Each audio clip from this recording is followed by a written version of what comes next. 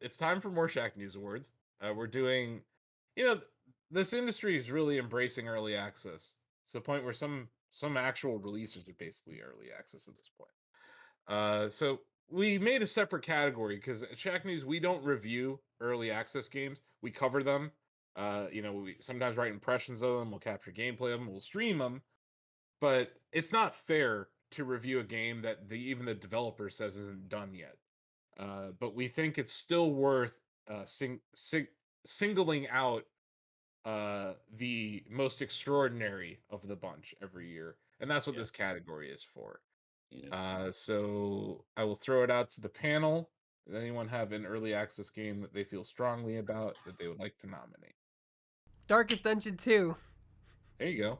Hey. Yeah, that game is like it's shaping up to be. It's still, like it said, it's early access, so it has some like things. Mainly it's short loop right now because it only has like one kind of path you can get to the end and then you just start over again.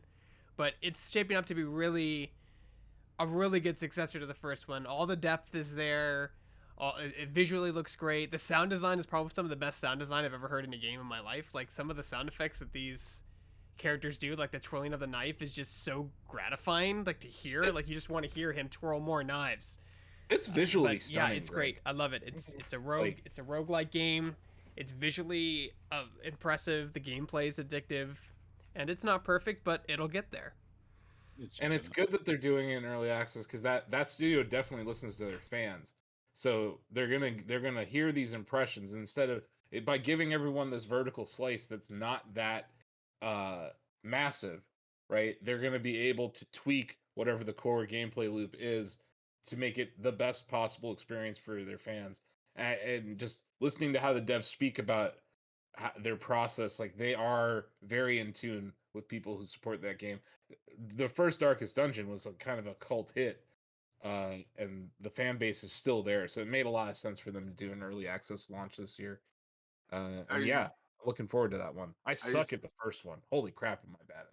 Greg, are you saying they made a game that was darker than the Darkest Dungeon somehow? Or they're making a game that's darker than Darkest Dungeon? Because this Darkest Dungeon 2. It's the Final Fantasy of these games. Wait, it's Dave, hear me out. It's the second one. Even darker dungeon. Why did they just call it even Darkest Dungeon? It could have been Darker Dungeon. Darker than the Darkest Dungeon. I guess that makes sense. They should have started with Darker. The first one should have been Dungeon, then Darker Dungeon, then Darkest Dungeon. So if you could, is it Red Hook Studios, Greg? Mm-hmm. Yes. Let's just send them a tweet or something.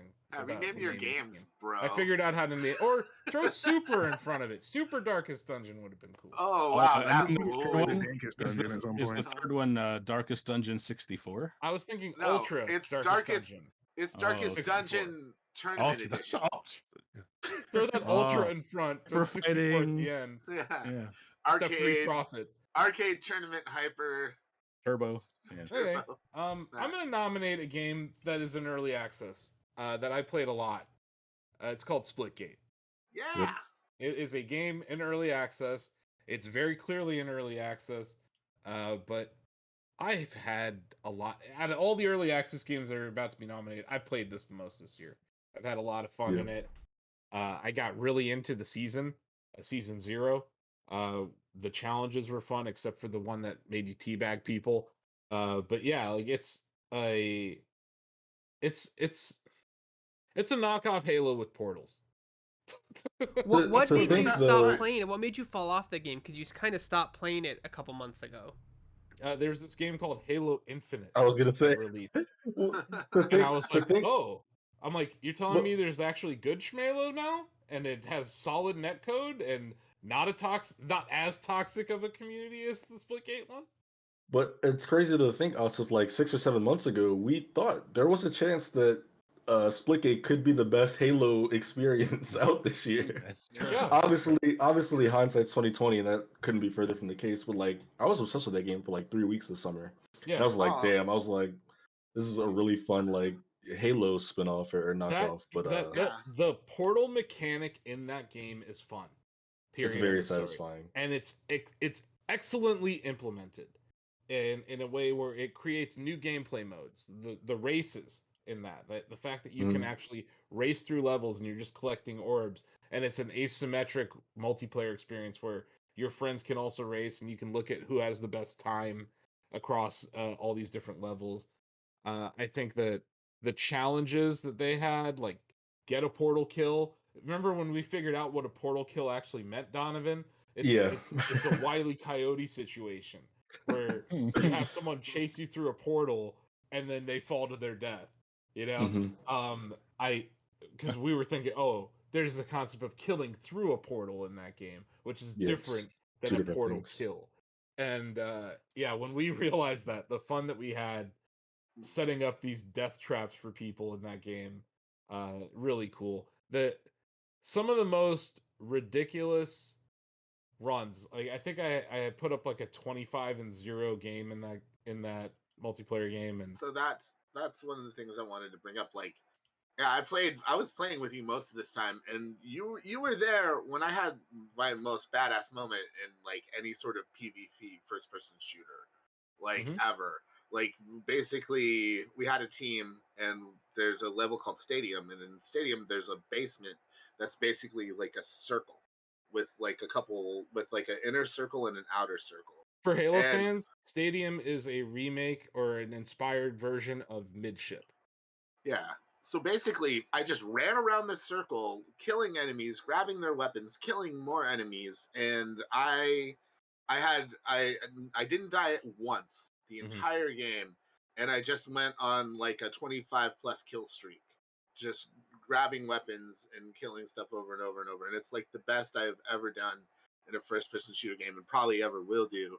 I think there became a point of fatigue where there just wasn't enough maps or things to like make it interesting. It was map fatigue combined with the season challenges just not being that fun. It was like, and the rewards not being that great for it. Obviously, this is an early access game, but they have a battle pass, right? So you can help. Like, it's a free game. You can download it for free and try it, right? But like I do with most indies, if there's an option to pay an indie for a free game, I'm going to. So I did it, and when I buy a battle pass, I actually try to use them. I did not feel like it was very rewarding. The cosmetics were kind of weird a lot of the times. There were some armor sets that were cool or whatever, but like, yeah, they were like goalposts though. Like it wasn't like every single reward was something cool, or even like a large span of like, let's say 10 levels. Yeah.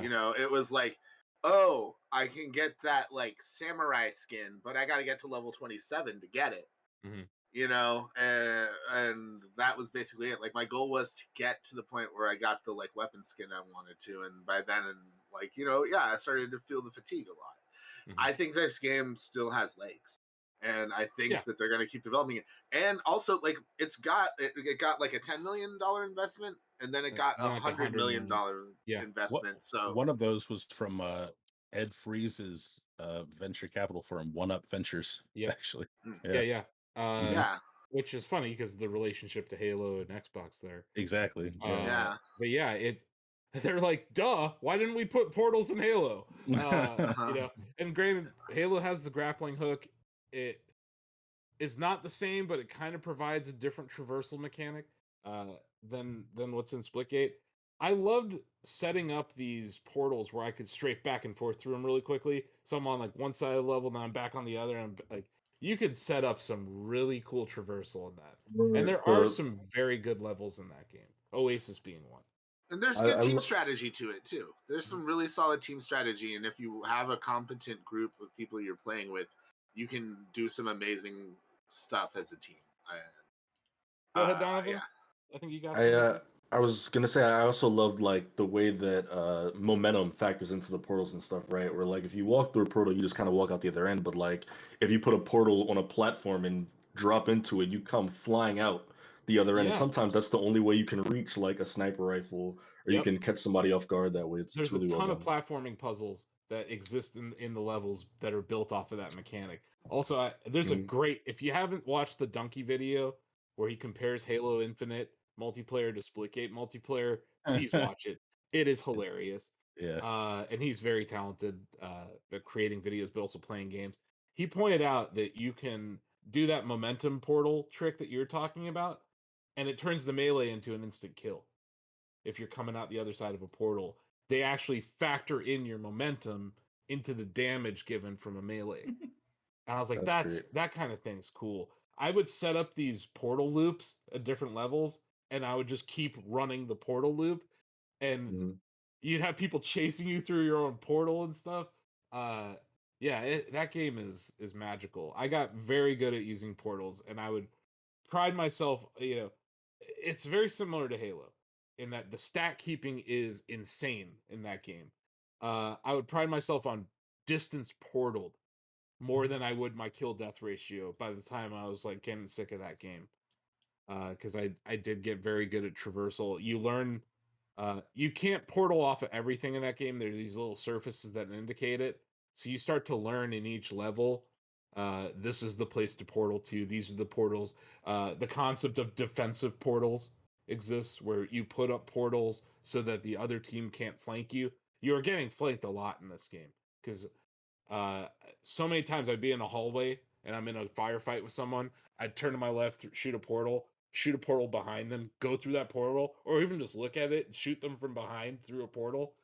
So that meta is drastically different than any Halo game. The other thing I'll point out, the matches in Splitgate are 8 minutes long.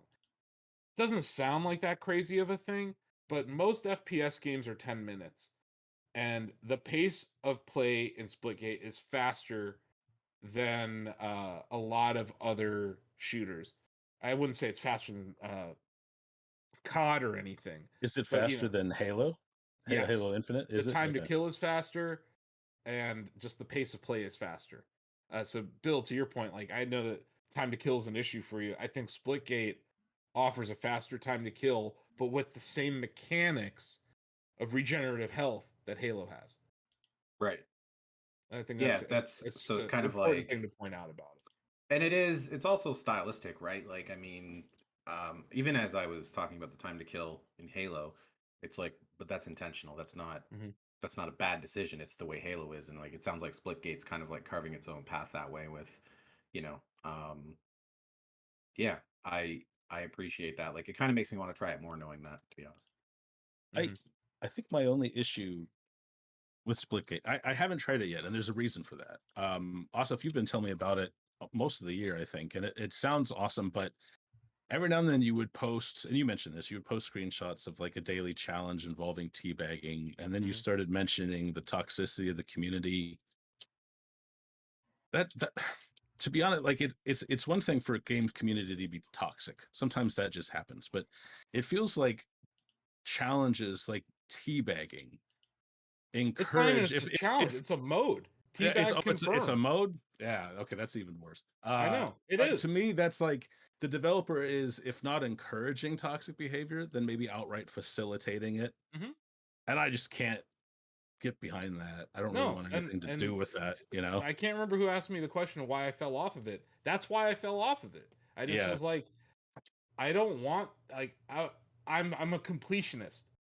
You give me a task in a video game, like I'm obsessive with Rocket League. I've completed every weekly challenge in Rocket League for over a year now. And I felt that way about Splitgate for a while until the first time I got that teabag challenge, and I'm like, I'm not going to do that. Right. I'm just not going to do it. I don't want to play that mode, and I'm not going to do that. I'm not Greg Bird at Judges Week. That sort of behavior is almost a tacit compliance, not compliance. It's almost a tacit stamp of approval. Yes, to worse forms of behavior in the industry. Because this is the thing is, like, for a second I was like, I don't know, but you're right. It's giving a permission slip to people that might behave but they don't have to behave because they're seeing like here's the permission slip for you to sort of like there's a few examples of like we kind of promote this stuff because I've seen toxicity in Animal Crossing, but they don't promote it. It's not promoted. They it's don't not part of encourage the game. It's not part of the system. I wish, I don't know. I don't mean to sound like an old fogey here. I just wish video games would grow the fuck up already. Like it's just disappointing because I feel like they're taking away from what sounds like a very solid game. Chris and I had a discussion about this earlier this year. I think is worth bringing up here. And I thought Chris actually made a very sound point. Teabagging was one of the first emotes in a video game. That speaks a lot about video games, honestly. No, it but does. It's so in the sense that Splitgate wants to be retro and harken back to another time.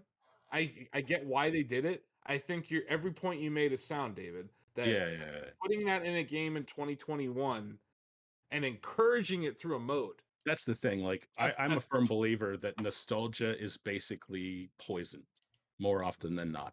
And that's one of those things. Like remember the good old days? Like most of those old days were not so good. Yeah. That's just the fact. And this sort of thing, like, oh, it was the first emote. Yeah, and video games have constantly proven to be juvenile and stupid most of the time.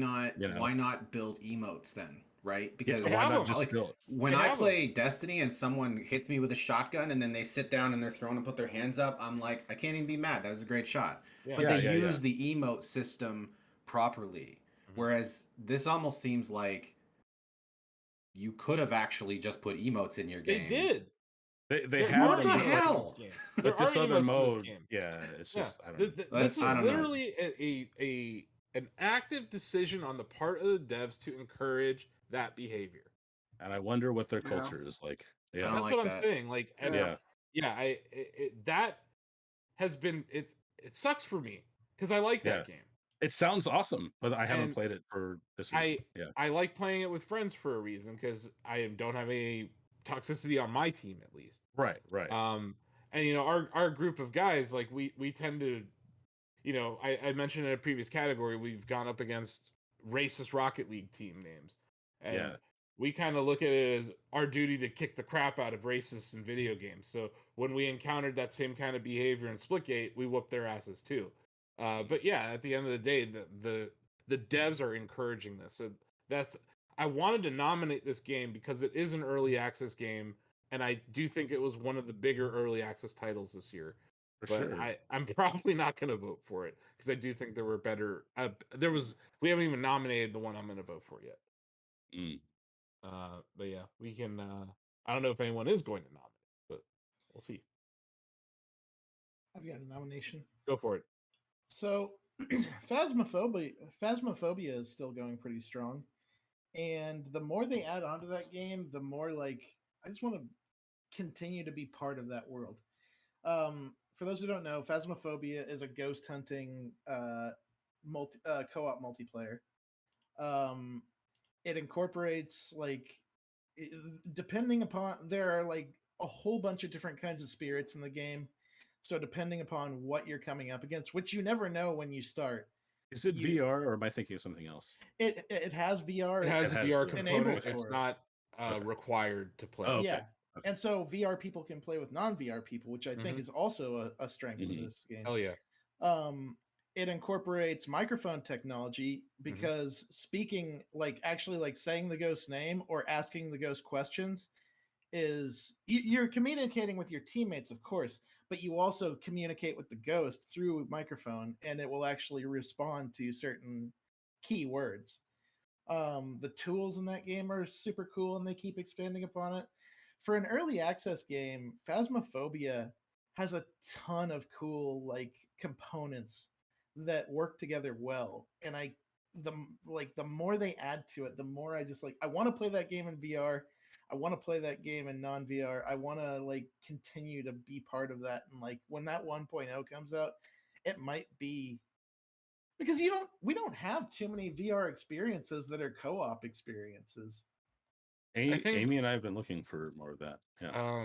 Keep Talking and Nobody Explodes, I think, is a great example of that, where there is a person in the headset and then there's a person with an actual book that's having to flip through pages. I think that asymmetric gameplay that incorporates HMDs and flat screen experiences is awesome and needs to be done more. You're right. That is super innovative, TJ. And that game was early access last year, but it has drastically improved. It's also really fun to watch streams of. Mm-hmm. I've enjoyed just watching other people play that game. Because I might not be the biggest horror fan or spoopy fan. I definitely don't like being scared in VR. It's not something I enjoy. Yeah, when you see the ghost actually appear and it just like flashes towards you, because some of them move really erratically and are just terrifying. But yeah, like I said, I enjoy watching other people poop their pants. Yes, that's fun. That is comedy. That's hilarious. It is. It is. Okay, very solid nomination. Not what I was voting for. Anyone else got a nomination? Would the game you're getting it be Valheim by any chance? Yes. Because that's a big one. That one came out like super early this year, like maybe January, February. Yeah. But Valheim's great though. Great like survival kind of game. Even as somebody who, outside of like the generic like I don't know like Minecraft, I don't really get into too many survival games like that. But Valheim's fun. I love like all the Nordic inspiration of it. I love how it kind of just drops you on the map and the world design of like the world's randomly generated, but you always start off in the middle, and it gets more difficult as you spread out. So the further you get to like the outside of the map, it's really good. I played with some friends, just like building bases, getting a boat. Like it's a very good, I guess co-op survival experience. I think, and it scratched an itch for me that I hadn't had in a long time. A cool thing about Valheim that doesn't involve actually playing the game. I was a big DayZ player, standalone, like back in like 2000, probably like 14, 15, 16 kind of thing. And there's like a streaming survival community that sort of gets captivated by certain games. And Valheim is probably the biggest one in terms of captivating the community that I've noticed. Chris, maybe he's got his finger on the pulse more than I do, but Valheim gave me those those DayZ vibes in terms of how excited people were and how big it got, and it's just like that was kind of cool to see. It's just that, oh wow, this might be like the next big thing in that kind of like circle of folks that play those survival games and stream them and build their communities around them and have servers with their subs and stuff on them. Like, yeah. Got a quick nomination. Rogue Legacy 2. The original it's one of my favorite games ever. It's just great platforming hack and slash with roguelike elements thrown in. It's so easy to pick up and play because of it never really feels punishing because there's a lot of permanency to it in terms of what you keep as far as your progression. But Rogue Legacy 2 it's kind of scratching that same itch. I'll probably play more of it when it is finished, but even right now as an early access game, it still cuts to the quick of what made the original so fun. I'm just pulling up Ozzy and Sam. They mentioned games that have already been nominated. I just want to make sure in case one of them had a different game. Right. But yeah, Rogue Legacy, also a very solid nomination. This is a early access seems to be growing. It's not that the concept of early access is definitely growing. It makes sense for indie games. It's a way to get funding. It's a way to communicate with your community so that you don't invest in something no one wants. You get the bare bones of whatever you want to make out the door, and people vote yes or no with their dollar. But when they vote yes, you get games like Astroneer, and I think it's important for this to exist. I really dislike when a $1 billion company releases an early access game. To me, that's like a misuse of this platform. But yeah, I think the nominations that we made here, even in the case of Splitgate, they were a very small indie studio that then got funding because of this. And I think we've seen this story through a lot of different games. But yeah, like Fortnite was an early access game. It didn't I love that you made that point, because when a big company gets early access wrong, it has a drastic and negative effect on the studios and the publishers that depend on that, right? Like you said, like early access should be, this is a slice. What do you think? And like you said, vote yes or no, and then now you can kind of realize your project and you get some really cool things out of that. And then a big company that just doesn't want to lose money but probably could afford to, just abuses the system, and then everybody suffers for that. Yeah, and I'm happy that we didn't nominate any of that crap. Like there's stuff companies try to get away with that, and I think the communities are wise to it. It's like, you don't need to do an early access game. This could have just been a beta. This could have been a demo, and we're not giving awards for that. But yeah, I think we got some good nominations here. We got 5. No one else wants to throw in here. I think we're good. Okay. I'll start the voting. We'll start with Chris. What do you got? I'll go with Phasmophobia. I think if Half-Life had not come out last year, we'd have been talking a lot about this for outstanding VR experience. Nothing about it wavered into 2021. It simply got better. Never stopped selling well. Never stopped being one of the top 3 or 4 most well-reviewed games on Steam. We didn't mention Dyson Sphere Program. Okay. Oh man. Look, this is more of a, people are gonna be laughing at you, Blake, not the other way around, man. That Chris, that website you gave us with the best-selling Steam games, highest rated Steam games, Dyson Sphere Program's been there all year. It's undeniably one of the most successful early access games of 2021. So you're asleep if you're laughing at that nomination. Like it's a very popular game. It's very successful. It's different. Dude, I just wanted to mention dope. Yeah. Like, I'm not laughing at the nomination. I'm laughing at the silence that followed it. I'm saying that silence is damning. And it kind of speaks to why I had to mention it to begin with.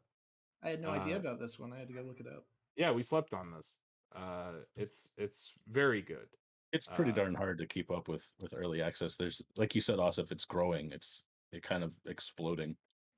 It is, and it's super hard because we don't review these games, so it's like when they hit 1.0, they tend to ping on our radar more. Yeah, we are more likely to cover a game once it's in 1.0, or if, something happens. But this has been kind of a foundational year for me in early access, because I'm kind of one of those people, like, I don't turn my nose up at it. I get why it exists. I think it's a good tool, but I'm also like, I don't want to play a game that's not done, burn out on it, and then lose interest like years before it hits 1.0. I'll play the game when it's finished, which I know can work against early access games. So I'm glad people do play them. But the fact that I took a lot of notice in the other EA games this year is pretty big for me.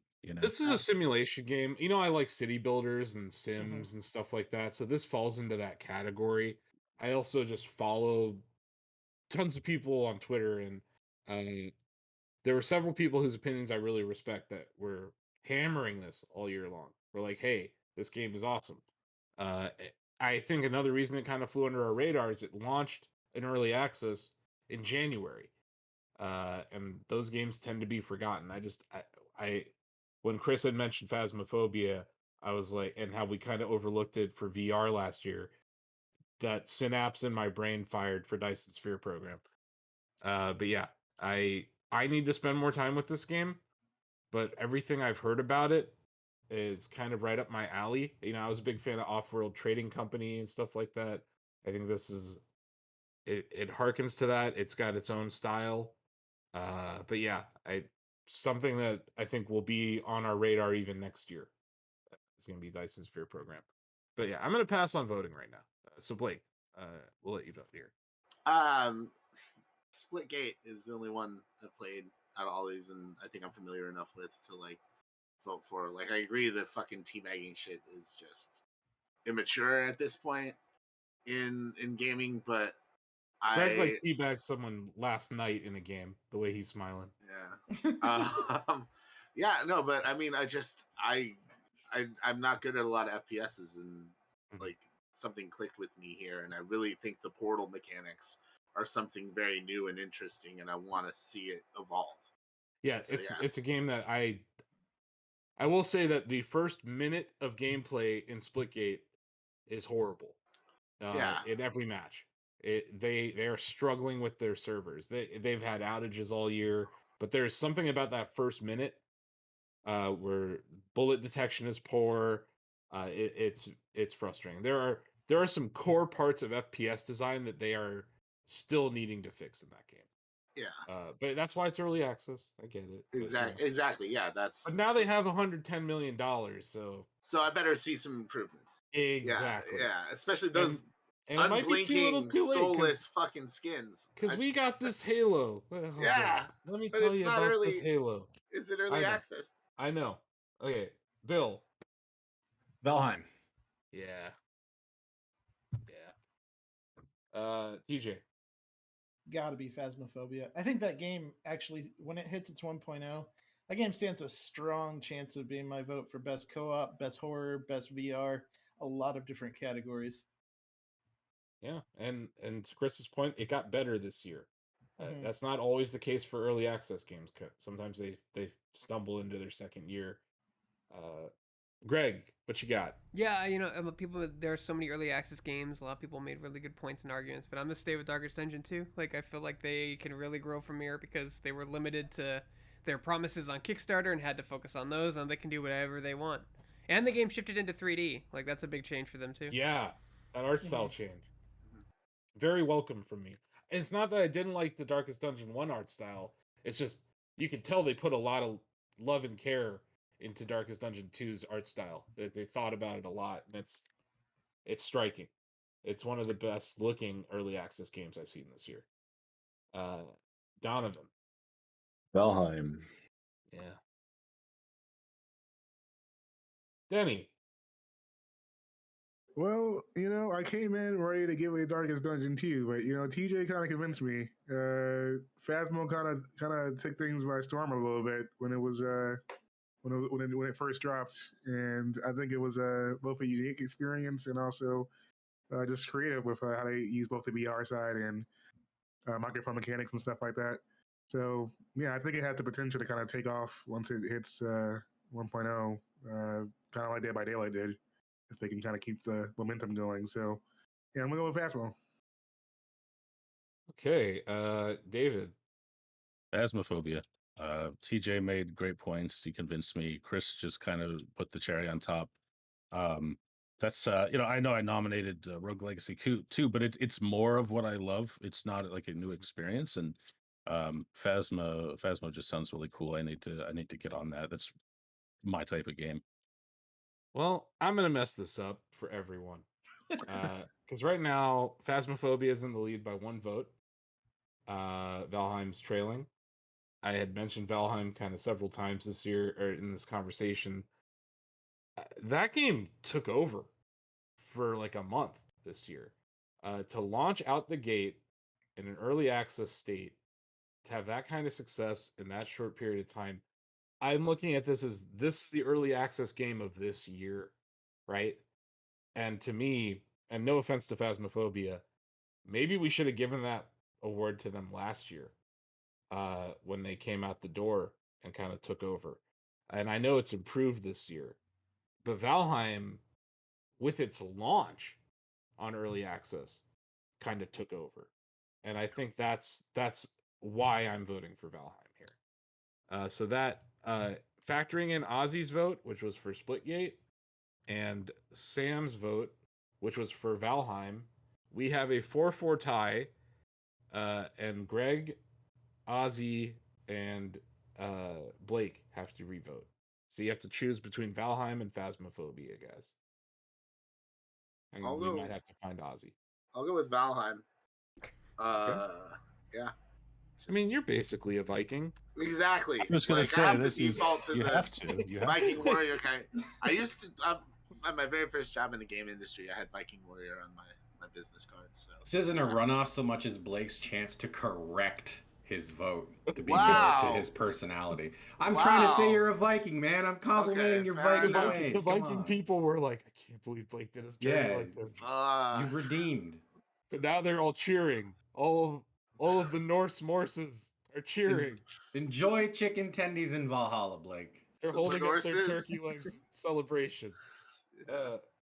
Greg, so that means you have the power to end this or somehow make me track down Ozzy. You have to track down Ozzy because I've never liked games like Rust or survival type games. They've just never really hooked me. I find them tedious and like doing chores isn't fun. And I've tried Valheim and it's not my type of game, so I'll do Phantasmagoria. Phantasmagoria? Wow! Wow! That's an easy slip of the tongue to make. Wow! Somewhere Roberta Williams is smiling, but we have to phone an Ozzy. Phantasmagoria, which means no.